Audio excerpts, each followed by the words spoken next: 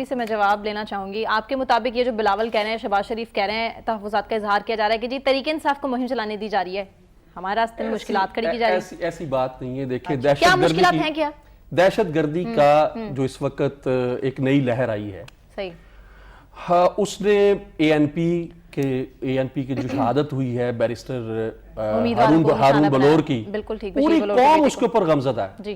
یعنی خود ہماری ملٹری قیادت ہو, سیاسی قیادت ہو, تمام نے جا کے اظہار یکجہتی کی ہے.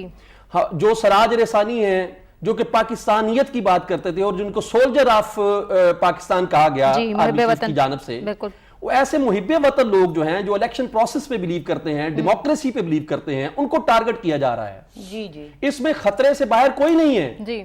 یعنی قطعی طور پہ آپ نہیں کہہ سکتے کہ دہشت گردی کا خطرہ جو ہے وہ عمران خان کو نہیں ہے. سوابی کا جلسہ ان کو کرنے سے روک دیا گیا. ان کو کہا گیا کہ آپ کے لیے حالات, ابھی بھی کہا جا رہا ہے, انہوں نے تقریروں میں بھی کہا ہے کہ مجھے کہا جا رہا ہے. تو تھریٹ, جو لائف تھریٹ ہے وہ تو سب کو ہے. خدا نہ کرے کہ اس کا وکٹم جو ہے وہ کوئی بھی بنے. اب یہ بات کہی جا رہی کہ پیپلز پارٹی کو نہیں کر رہی ہے. پیپلز پارٹی کہاں نہیں کر رہی ہے, بتائیے. آصف زرداری صاحب کی یا بلاول بھٹو صاحب کو کہاں نہیں کیمپین, انہوں نے لاہور کا پورا ایک شیڈول دے دیا ہے, پورے لاہور کے اندر کیمپین کریں گے بلاول صاحب تمام حلقوں کے اندر جا کے.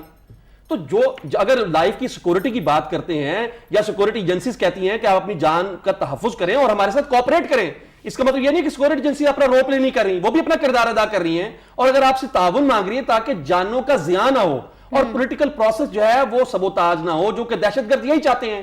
اینٹی پاکستان قوتیں جو بین الاقوامی سطح پر آپریٹ کر رہی ہیں, وہ چاہتی ہیں پاکستان کے اندر ڈیموکریسی